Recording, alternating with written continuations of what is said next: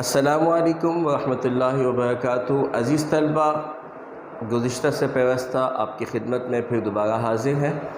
ہم نے شعری اصطلاحات کا ایک سلسلہ شروع کیا تھا۔ ان میں ہم نے سب سے پہلا لیکچر آپ کو ردیف کے حوالے سے دیا، دوسرا لیکچر ہم نے قافیے کے حوالے سے دیا، پھر تیسرا لیکچر ہم نے مطلع کے حوالے سے دیا، اور شعری اصطلاحات میں یہ آج لیکچر نمبر 3 آج ان کا آخری لیکچر ہے، جو کہ مقطع کے حوالے سے ہے۔ اگر آپ لوگوں کے ذہن میں ردیف، قافیہ اور مطلع کی تمام تر معلومات ہیں تو مقطع بالکل اس کی آخری کڑی ہے، اور انشاءاللہ تعالیٰ یہ بہت آسانی سے آپ کی سمجھ میں آ جائے گا۔ عزیز طلبہ، ہم پڑھ چکے ہیں مطلع کے متعلق کہ مطلع غزل کا پہلا شعر ہوتا ہے جس کے دونوں مصرعے ہم قافیہ اور ہم ردیف ہوا کرتے ہیں۔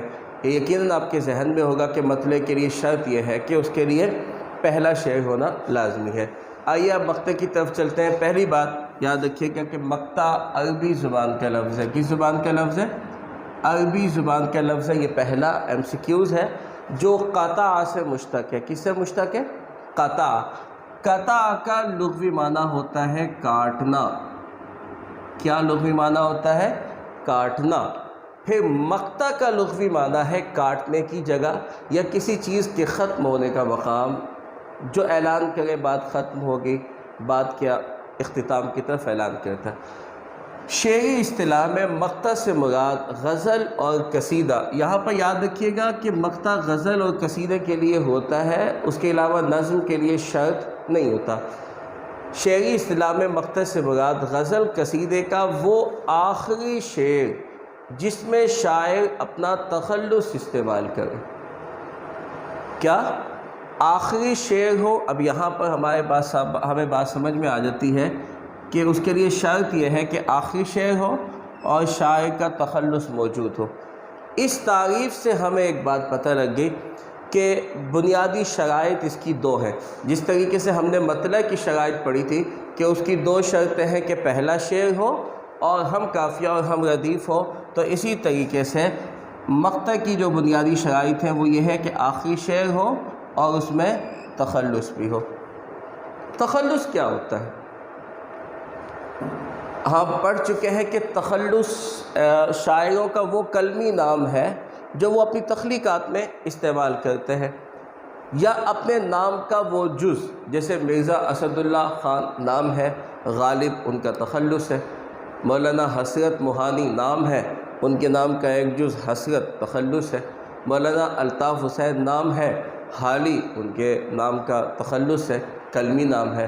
اور اسی طریقے سے اگر ہم دیکھتے ہیں مولانا ظفر علی خان، ان کے نام کے ساتھ ظفر، ٹھیک ہے، میر تقی میر ان کا تخلص ہے، حیدر علی آتش ان کا تخلص ہے، اور اسی کے ساتھ ساتھ حسرت احمد ندیم قاسمی ندیم ان کا تخلص ہے، فیض احمد فیض ان کا تخلص ہے۔ یہاں پر کچھ تخلص میں نے لکھے بھی ہیں، حالی، غالب، آتش، فیض۔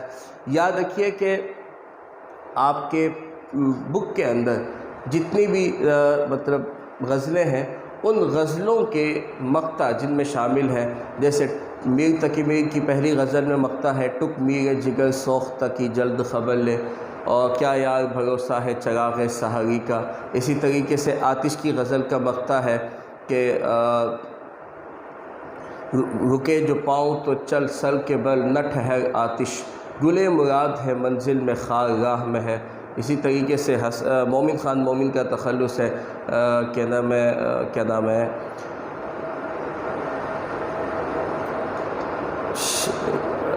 کیوں سنے عرض مضطرب مومن صنم آخر خدا نہیں ہوتا۔ اور اسی طریقے سے داغ کی غزل ہے نہیں کھیل اے داغ یاروں سے کہہ دو کہ آتی ہے اردو زباں آتے آتے۔ اسی طریقے سے احمد ندیم قاسمی کی غزل کا شعر ہے کہ شاعری روز ازل سے ہوئی تخلیق ندیم، شعر سے کم نہیں انسان کا پیدا ہونا۔ غالب کہتے ہیں نا کہ کعبے کس منہ سے جاؤ گے غالب، شرم تم کو مگر نہیں آتی۔ تو یہ مشہور شعر جن کے اندر تخلص استعمال ہوا ہے اور وہ شعر شہرۂ آفاق ہوئے، وہ شعر بطور MCQ ضرور پوچھ لیے جاتے ہیں، لہذا تخلص کی تمام اہمیتوں کو اپنے ذہن میں ضرور بٹھائیے گا۔ یہاں ہم نے ایک مثال لکھی ہے، مقام فیض کوئی راہ میں جچا ہی نہیں، جو کوئے یار سے نکلے تو سوئے دار چلے۔ یہاں تک یقیناً آپ اس کو سمجھ چکے ہیں۔ آئیے اس کی کچھ اضافی وضاحت کی طرف۔ سب سے پہلی بات، مقطع قواعد کی روح سے مقطع اس میں ظرف مکان ہے، کیونکہ اس کی جگہ متعین ہو چکی ہے کہ یہ آخری شعر ہوتا ہے، آخری شعر ہوگا، یہاں پر بات ختم ہو جائے گی، غزل ختم ہو جائے گی، شاعر اپنی ملکیت کا اظہار کرے گا۔ یاد رکھیے گا بہت سے شاعروں نے بغیر مقطع کے بھی غزلیں لکھی ہیں، مطلب مقطع نہیں لکھا، اپنی بات کے اختتام کا اعلان نہیں کیا۔ اس کا مطلب یہ ہے کہ ابھی ان کا موضوع جاری ہے، وہ اس میں اور بھی بہت کچھ لکھ سکتے ہیں۔ تو اس کا مطلب یہ نہیں کہ اگر مقطع نہ ہو تو غزل نہیں ہوگی، غزل ہو جاتی، مطلع کے بغیر بھی غزل ہو جاتی ہے اور مقطع کے بغیر بھی غزل ہو جاتی ہے۔ بعض اساتذہ کہا کرتے ہیں کہ مطلع کے بغیر غزل ہو اس کو سر بریدہ غزل کہتے ہیں، اور مقطع کے بغیر جو غزل ہو اس کو دم بریدہ غزل کہتے ہیں، لیکن چونکہ یہ ایک دونوں عیب ہے، مقطع ضرور شامل ہونا چاہیے۔ تو قواعد کی روح سے مقطع اس میں ظرف مکان ہے۔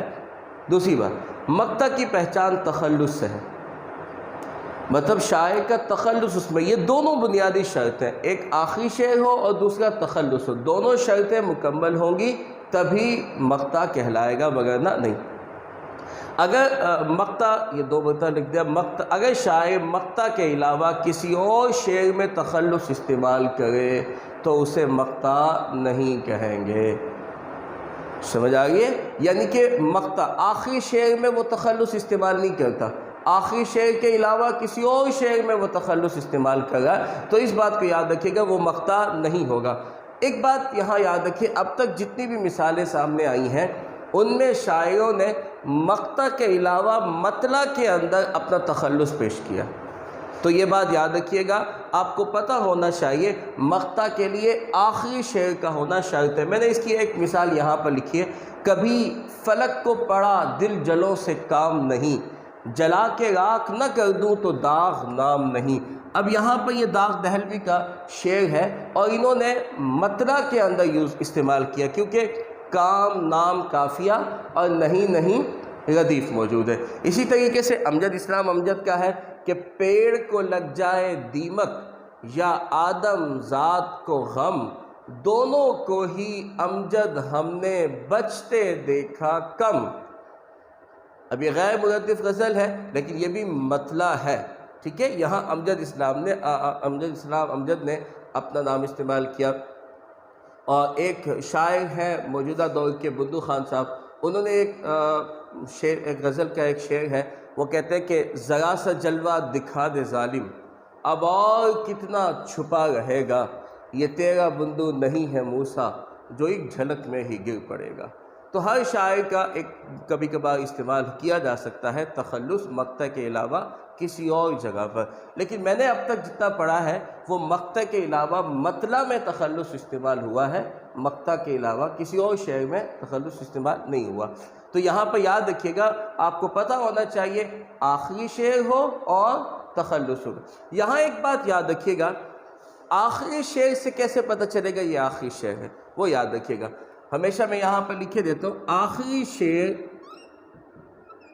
کی پہچان، کہ اس کے دونوں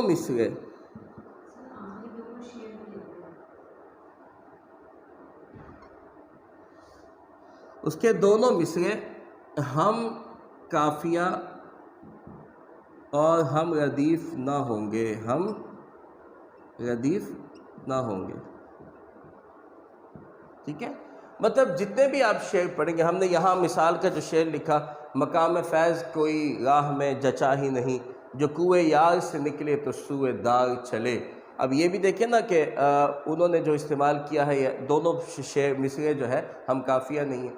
آزاد کا دیکھا تھا سرے راہ جنازہ، لگتا تھا کسی شخص کی بارات کی مانند۔ آپ اس پہ بھی دیکھیں گے کہ دونوں شعر ہم قافیہ نہیں ہے، اصل ہے نا۔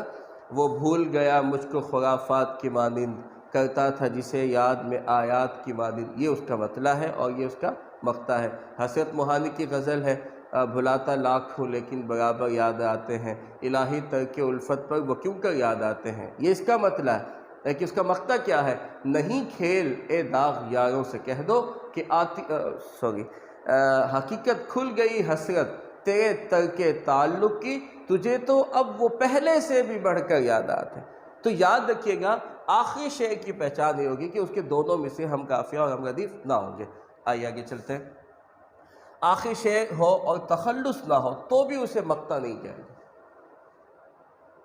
شاعر نے غزل کا آخری شعر لکھا لیکن اس میں مقطع نہیں لکھا تو اس کو ہم تخلص نہیں لکھا تو اس کو مقطع نہیں کہیں گے، وہ آخری شعر ہی کہلائے گا، وہ آخری شعر ہی کہلائے گا، وہ مقطع نہیں کہلائے گا۔ اب یہاں اس بات کو ذرا اور اچھے طریقے سے سمجھ لیجئے، جیسے کیا نام ہے، علامہ اقبال نے کچھ غزلوں کے اندر استعمال کیا، جیسے ان کی شعر ہے نا سیکنڈ ایئر مثال دو میں ان کی غزل ہے، انہوں نے اس میں کہا کہ اللہ کے شعروں کو آتی نہیں روباہی، ہے نا، آئین جواں مردہ حق گوئی و بے باکی، اللہ کے شعروں کو آتی نہیں روباہی۔ اب یہ آخری شعر ہے لیکن اس کے اندر تخلص استعمال نہیں کیا۔ اور اسی طریقے سے دوسری جو غزل ہے انہی کی اسی سیکنڈ ایئر کے اندر، اس کے اندر میرے کدو کو غنیمت سمجھ کے بعد آئے ناب، نہ مدرسے میں ہے باقی نہ خانقاہ میں ہے۔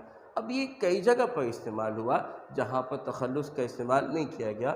اگر آخری شعر ہو اور تخلص نہ ہو تو اسے مقطع نہیں کہیں گے۔ آگے جی، تخلص کے اوپر علامت تخلص لازمی ہوتی، یہی ایک پہچان ہو جاتی ہے، یعنی کہ اگر آپ دیکھتے ہیں کہ اس طرح کی ایک علامت موجود ہے جس لفظ کے اوپر تو وہی لفظ تخلص ہے، تو یہ شناخت کے طور پر ضرور یاد رکھیے گا۔ آخری بات اس کی ہے کہ مقطع غزل کے اختتام کا اعلان کرتا ہے۔ یہ بطور MCQs پوچھا جاتا ہے کہ مقطع کس چیز کا اعلان کرتا ہے؟ بات کے ختم ہونے کا، غزل کے اختتام کا اعلان کرتا ہے۔ یقیناً آپ لوگ اچھی طرح سے سمجھ چکے ہوں گے۔ کوئی سوال ہو تو ہمیں کمنٹ سیشن میں ضرور بتائیے گا۔ ہو سکے تو چینل عبدالصمد آزاد کو سبسکرائب کیجئے، شیئر کیجئے دوستوں کے ساتھ، اور ہمیں اپنی آراء سے نوازیے تاکہ ہم اپنے لیکچر کو پہلے سے بہتر بنا سکیں۔ دعا میں یاد رکھیے۔ السلام علیکم ورحمۃ اللہ وبرکاتہ۔